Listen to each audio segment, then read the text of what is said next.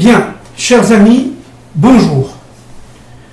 Alors, nous rappelons un certain nombre de points que nous avions vus les autres fois, des points nécessaires et des points très importants.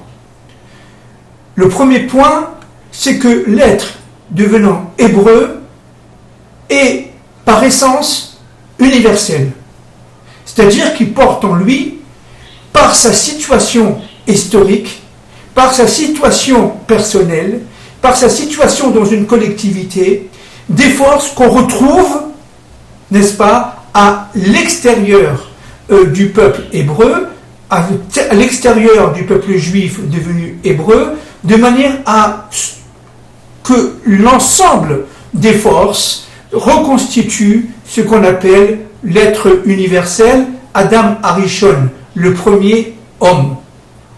Maintenant, cette reconstitution de l'être universel est nécessairement, c'est le deuxième point, nécessairement tributaire de l'acceptation et de la concrétisation et de la réalisation des commandements divins par rapport à Israël. C'est-à-dire que, véritablement, dans la parashat Ekev, dans la Sidra Ekev, dont le premier passouk que je vais me permettre de lire en français dans la traduction du rabbinat de France, je le lis. « Si vous écoutez ces lois, si vous les observez, dit Moshe, et les exécutez, alors, en récompense, le Seigneur ton Dieu te gardera l'alliance et l'affection qu'il a jurée à tes ancêtres.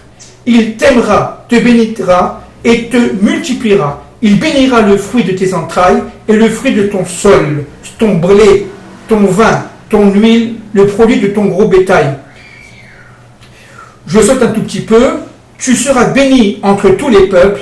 Il n'y aura chez toi ni dans ton bétail de mâle ou de femelle stérile. Le Seigneur écartera toute maladie de toi. Il ne t'infligera aucune des douloureuses plaies d'Égypte que tu connais, mais il frappera ton ennemi. Bref, alors ce qui est très très important de comprendre ici, c'est que ce que veut Akadosh Baruch Hu, c'est d'abord, avant tout, qu'on le craigne. C'est-à-dire qu'on arrive à un niveau de crainte suffisant pour dévoiler, je vais m'expliquer, l'amour qu'on a pour lui. La différence entre la crainte et l'amour est cruciale. Pour le Ramchal, c'est-à-dire Rabbi Moshe Luzzatto du XVIIIe siècle, dans son livre Mesilat Yesharim, pour donc le Ramchal, il y a 3 niveaux de crainte de l'individu par rapport à Kadosh Baruch Hu. La crainte du fait de la réception d'une punition ou d'une récompense. Le fait d'être jugé, c'est le premier niveau, le plus simple. On fait une faute, on reçoit une punition. Et la crainte de Dieu est à ce niveau-là, quelque part, disons, primitive, un peu enfantine. Et donc, ce qui est très important de comprendre, ce qu'il dit le Ramchal, qu'il y a un deuxième niveau beaucoup plus profond, qui est celui de la crainte révérentielle, ce dont j'avais parlé l'autre fois. C'est-à-dire véritablement la prise de conscience déjà que Dieu est là. Il est près de nous et il est à la fois très très très très loin de nous. Il est très près de nous et à la fois ineffable, innommable, absolument inatteignable. C'est-à-dire cette union des deux contraires de la proximité et de l'éloignement est une forme de révérence, une forme de reconnaissance de la royauté divine. C'est lié directement à la malchoute. Nous verrons cela tout à l'heure. Et le troisième niveau, qui est un niveau encore beaucoup, beaucoup plus élevé, c'est le niveau d'une Ramchal de la conscience de soi, de son ego, qu'il faut absolument réfréner, qu'il faut limiter, qu'il faut le restreindre, de manière à laisser passer la crainte de Dieu. C'est-à-dire qu'en fin de compte, soit on a la crainte des nations, des autres humains, et donc on n'arrive pas à inclure Dieu dans sa propre histoire, et ça, c'est une catastrophe pour les Bnei Israël. Soit on est capable de se restreindre, de réduire son ego, de réduire sa conscience individuelle, de manière à faire pénétrer dans cette conscience, la conscience divine, la conscience de Dieu. À partir du moment là, dit le Ramchal, on va pouvoir atteindre un certain niveau déjà de purification.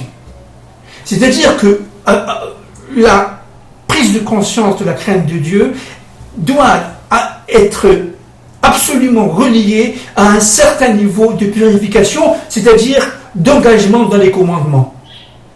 Le livre Dvarim est un livre d'engagement, est un livre de réalisation.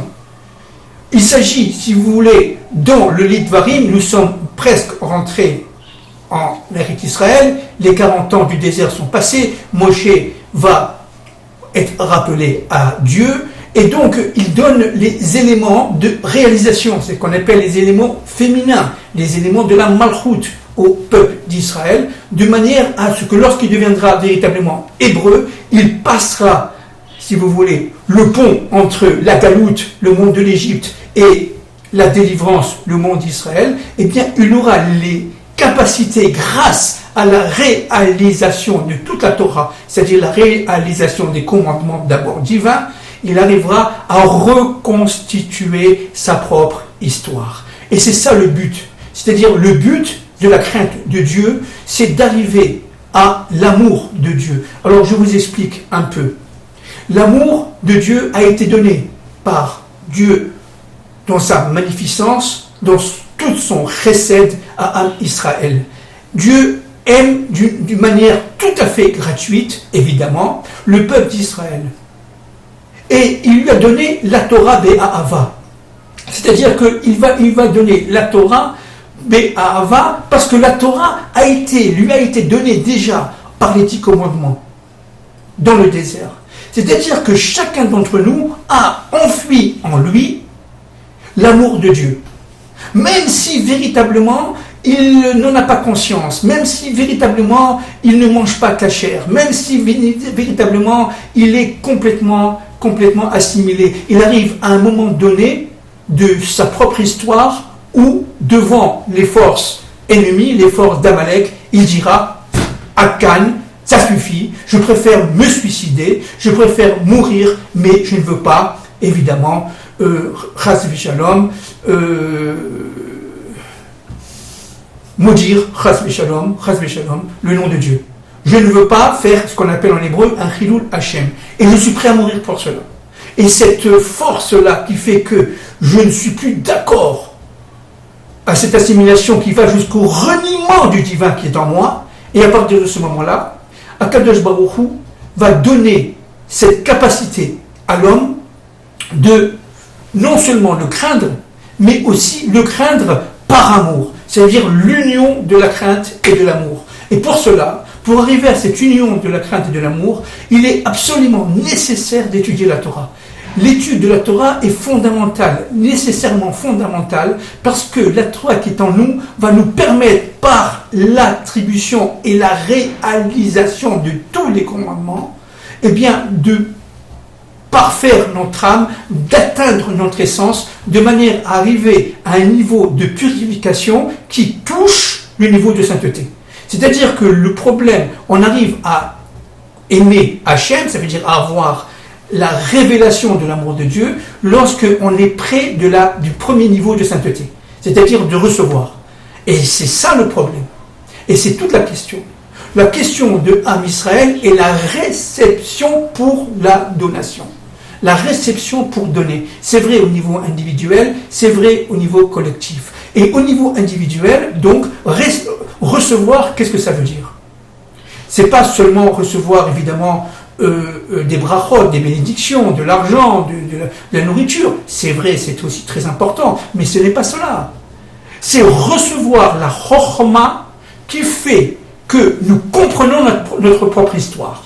Par exemple, et ça je l'ai déjà dit souvent, par exemple, comprendre qu'à l'âge de 13 ans, j'avais ce copain ou cette copine. Et ce copain ou cette copine était pour moi à ce moment-là tout à fait secondaire, il devient maintenant pour moi fondamental. C'est un point, n'est-ce pas, que Dieu a envoyé dans ma vie pour me faire avancer, pour me connaître, pour connaître ma propre essence. C'est-à-dire la reconstitution de sa propre histoire, qu'elle soit individuelle ou qu'elle soit collective, je crois que l'avoir dit cela l'autre fois, est absolument fondamentale parce qu'elle permet à l'homme de comprendre le plan de Dieu, le programme de Dieu. Et donc, ce plan de Dieu, ce programme de Dieu, une fois qu'on est capable de le comprendre pour l'accomplir, à partir de ce moment-là, si on rentre en terre d'Israël, je répète, si on rentre en terre d'Israël, eh bien, Dieu, Akadosh Baruch Hu, va nous retirer toutes les maladies. Alors, encore une fois, aujourd'hui, on revient en terre d'Israël, il y a encore des malades. Pourquoi? Parce qu'on n'a pas encore atteint ce niveau de purification qui nous permet de devenir saints. Le peuple juif de retour sur sa terre est par potentialité un peuple saint, avec une terre sainte, c'est-à-dire qui va avoir la capacité de transmutation, la capacité de concrétisation, de réaliser la volonté divine. Mais pour pouvoir réaliser la volonté divine, il faut d'abord en avoir conscience. Et pour en avoir conscience, il faut absolument arriver au niveau de l'amour de Dieu, ce qui est évidemment extrêmement difficile, extrêmement compliqué, puisque toutes les forces s'alignent pour pouvoir évidemment empêcher cet amour de Dieu, parce que évidemment nous sommes dans le monde d'Elohim, et le Dieu Yud-Kevavke qui ou à Elohim, évidemment c'est le même Dieu, le Dieu Yud-Kevavke étant caché sous les forces d'Elohim. Et notre travail, nous, c'est de pouvoir révéler. Or, la condition fondamentale de la révélation, c'est la terre d'Israël. Cette terre d'Israël est une terre, je le répète, totalisante. Elle est petite, mais elle renferme toutes les existences et à la limite toutes les histoires. Elle est donc là-dedans tous les événements, toutes les historicités du monde en tout petit. Toutes les sciences, toutes les lois de la nature en tout petit, toutes les géographies en tout petit, résident en terre d'Israël. Et comme je vous l'ai dit, si un individu va toucher tel point cosmique en terre d'Israël, il va régler le problème du monde, qui correspond à ce point cosmique, Le Mashiach, par exemple, lui, je vais vous donner deux exemples très simples. Le Mashiach ben David va, si vous voulez, frôler des maladies terribles, parce que le monde qui va avoir, par exemple, un cancer, eh bien, le Mashiach va frôler les cancers, le cancer de l'intestin, le cancer de la peau, et il va, à partir de ce moment-là, comprendre, décoder, avec Akadosh Baruch Hu, pourquoi il frôle cela. Pourquoi? Et les médecins lui diront, tu as un risque de cancer. Mais lui, il saura que ce n'est qu'un code. Parce que Dieu va lui donner, n'est-ce pas, dans sa chair, ce sentiment d'avoir la maladie, et par son décodage, parce qu'il aura atteint un niveau de sainteté tel qu'il sera capable de le décoder, alors le Mashiach ben David va rédimer le monde, va soigner le monde par sa propre, disons, potentialité de maladie. Exemple, le monde est déstructuré, il y a une sorte de, tout simplement, mélange des fonctions, les pays ne sont plus structurables parce qu'ils ont atteint un niveau de désordre tel que la situation est grave, gravissime. Alors le Mashiach va avoir dans son squelette, dans son corps, une sorte de maladie de déstructuration. Par exemple, une maladie des membres ou des poignets, des os, qui fait que, en fin de compte, il va se sentir lui-même complètement déstructuré et il va demander à Hachem l'aide pour comprendre pourquoi il a cette déstructuration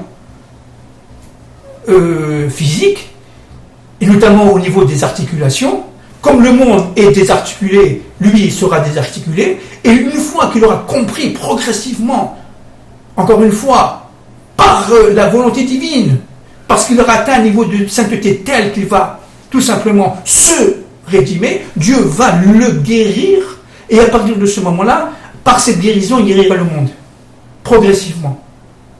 C'est ça le Mashiach ben David. Alors si vous voulez, c'est pour ça que cette terre est absolument fondamentale pour que la guérison du monde soit totale. Et c'est pour ça que les peuples qui sont ennemis du retour des Juifs dans la terre d'Israël sont des peuples ennemis de cette guérison totale, de cette délivrance totale de toutes les maladies et même de la mort. Et c'est ça qui est très très très important. Ce qui correspond au retour, dit Moïse, à son peuple, et tout simplement la délivrance du monde. Et le fait de vivre en satiété en terre d'Israël est une réalité, une réaction fondamentale, puisqu'elle permet de réunir les forces de la crainte et les forces de l'amour, de manière à ce que Dieu puisse révéler sa puissance et sa volonté. Donc, en tout recède, en toute bénédiction.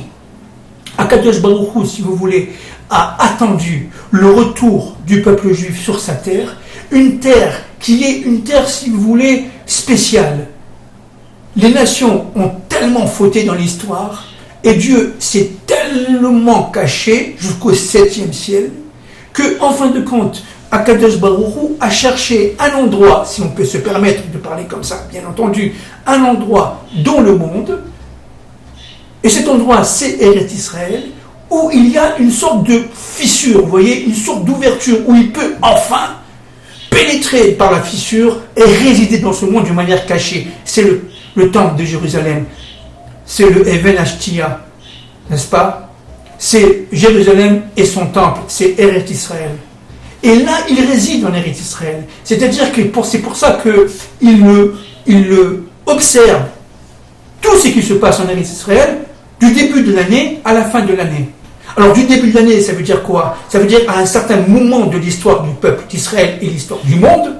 Pendant toute l'année, il va y avoir donc, regardez, des réparations, ce qu'on appelle en hébreu des tikkunim, c'est-à-dire des réalisations, par des prières, par des décodages, par des actions réalisatrices, si vous voulez, géographiques, temporelles, spatiales. On va constituer une sorte de Shabbat dans la terre d'Israël, et à partir de ce moment-là, arrive le 8e jour où Dieu va se révéler à partir d'Israël dans le monde entier. C'est-à-dire que la terre d'Israël est une terre, je répète, qui va reprendre en elle l'ensemble des maladies du monde, et grâce au Mashiach ben David, ces maladies vont être rédimées, vont être soignées grâce à la volonté divine qui va guider le Mashiach ben David.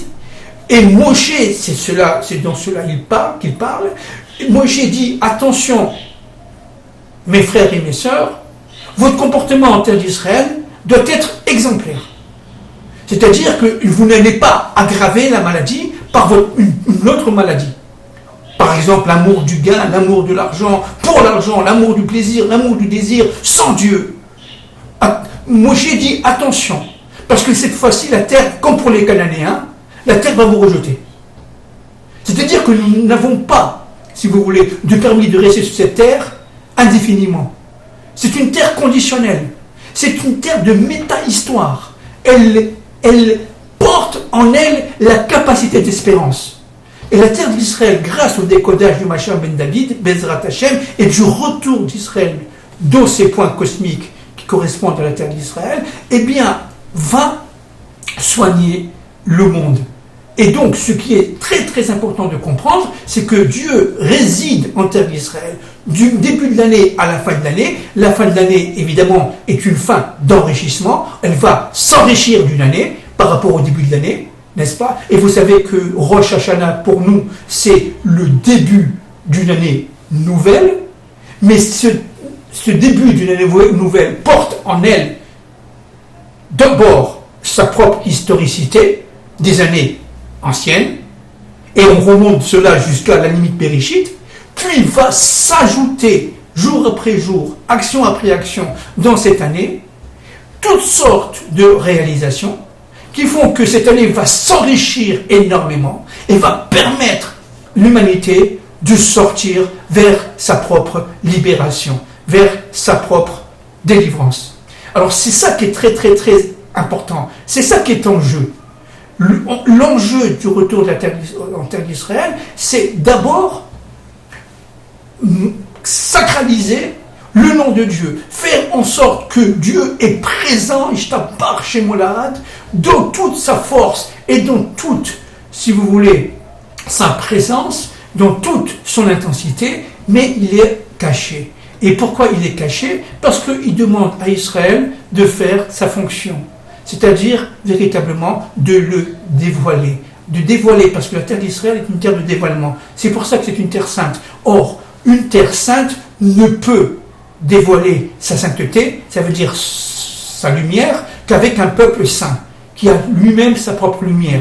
C'est-à-dire que lorsque Akadosh Baruch Hu est en nous, et il est toujours en nous, peuple d'Israël, eh bien, à partir de ce moment-là, une fois qu'on a, si vous voulez, dévoilé l'amour de Dieu qui est en notre cœur, qui est en nous, qui est en notre cœur, cette lumière qui fait que grâce à la Torah, grâce aux mitzvot, on va parcourir des continents, on va parcourir des mondes, on va parcourir une histoire, et on va comprendre notre histoire individuelle qu'on va plaquer, qu'on va, si vous voulez, impliquer dans le collectif. Et bien, à partir de ce moment-là, la force d'Israël sera une force de reconnaissance et reconnue par les nations. Et c'est ça le problème d'Ekev. Parce que, pourquoi il y a la maladie? Il y a la maladie parce que la pensée, n'est-ce pas, est déconnectée de l'acte. C'est-à-dire qu'il y a une sorte de déstructuration, de désharmonisation de l'acte et de la pensée. Pourquoi? Parce que l'être vit dans l'obscurité, il ne connaît pas son essence, il ne connaît pas sa ou ses missions, et donc il feint, il se trompe, et à partir de ce moment-là, il crée des perturbations qui sont source de maladie. Et si on est capable, par le travail intérieur, ce qu'on appelle en hébreu la votat Hashem, de monter, on devient tout simplement saint. Et un corps sain, ça veut dire quoi? Regardez, c'est un corps dans lequel il n'y a pas de maladie. Et Moshe était saint, Moshe n'était pas malade. Et il est demandé à chaque juif d'être quelque part un tout petit Moshe. C'est-à-dire véritablement essayer de suivre la voie de son maître, la voie de son guide, de manière à devenir soi-même, en fonction de son niveau, le plus sain possible, afin de parfaire le monde. Et ça, c'est un élément absolument fondamental. Maintenant, nous allons un peu plus continuer. Dans cette fameuse paracha, on parle du talon, Ekev. Ekev, Rabbi Akiva, Ekev, Yaakov, Ekev étant lié directement au talon. C'est-à-dire, mais ça veut dire aussi, si vous exécutez. Ekev, si vous exécutez, si vous accomplissez. C'est-à-dire qu'en fin de compte, si par le talon, vous accomplissez ma volonté, dit Dieu, à partir de ce moment-là, vous devenez tout simplement un homme saint, un homme prophète, et vous résiderez sur la terre d'Israël, qui est une terre sainte. Si vous voulez, vous avez la tête, qui est la pensée, qui est liée aux mains, qui sont les forces de la réalisation, et qui sont liées, toute cette force-là étant liée aux pieds, qui sont les forces de la dynamique de l'histoire. Avec les pieds, on avance. Avec les pieds, on se déplace. Avec les pieds, on réalise la dynamisation de sa propre histoire. Et quand on est un talon, c'est-à-dire on va poser le pied sur le sol comme ça, et on va marcher, et le talon est dur. C'est-à-dire véritablement, c'est lié tout cela à ce qu'on appelle la malchoute, c'est lié à la royauté. c'est-à-dire la présence du Dieu roi, maître de l'histoire. Et on avance, comme a fait Abraham Avinu, c'est pour ça qu'Abraham Avinu a marché, n'est-ce pas? Yitzhak a marché, Yaakov a marché, il est parti d'un point à un autre. Nos pères ont préparé, grâce à leurs talons, grâce au Ekev, Rabbi Akiba, n'est-ce pas, découle de cette dynamique d'avancement, de cette dynamique de l'histoire, qui fait que à partir de ce moment-là, grâce au travail qu'ont fait les pères, Akadosh Baruch Hu a donné son chesed à Abraham, il a donné son din, si vous voulez, à Yitzhak, et il a donné le Emet à Yaakov. Le même Dieu dans ses trois attributs de Chesed, de Din et de Emet, le Emet étant, on le sait très très bien, lié directement à la Malchut, lié à la septième, je répète, Sphira, qui comporte tout, n'est-ce pas, qui comporte tout, et en rentrant dans le septième millénaire, n'est-ce pas, grâce à la terre d'Israël, grâce au retour d'Israël sur sa terre, et le fait qu'Israël soit, et là je précise bien, on l'a déjà dit 50 fois, je le redis, uni, ce qui est fondamental, c'est l'union, et non pas Chas v'Shalom, la discorde, c'est l'union de tout âme d'Israël, quel que soit son niveau, du plus mécréant au plus saint. Parce que le mécréant est un saint en puissance à partir du moment où il va commencer à travailler et à enlever toutes les scories, toutes les couches d'extériorité de manière à arriver à la pureté de son cœur. Chacun son niveau, évidemment. Alors donc, je résume et je conclus. Le talon est fondamental. Il faut avancer dans la vie. Il faut avancer avec ses pieds. C'est-à-dire avec la partie qui touche la terre. Il faut être sur terre. Il faut être dans ce monde et non pas dans tous les mondes. Deuxième point fondamental. Il faut réaliser la pensée. C'est-à-dire il faut la concrétiser par l'accomplissement des mitzvot. Et si vous n'étudiez pas la Torah sans volonté de, disons, concrétiser, de réaliser la volonté divine, alors vous n'avez rien fait. C'est nul. Vous devenez un intellectuel, un très grand professeur d'université, mais un nul, rien. Parce que ce n'est pas ça la volonté de Dieu. La volonté de Dieu, c'est que vous soyez avec lui et que vous révélez sa volonté qui est déjà en vous. Et ça, c'est un acte d'amour. Ça, c'est un acte d'amour fondamental, parce qu'il permet à l'individu de se connecter à son Dieu en terre d'Israël, et donc de connecter le monde à son Dieu. Et ça, c'est un phénomène absolument fondamental. Voilà, je vous en prie, je vous embrasse, merci beaucoup.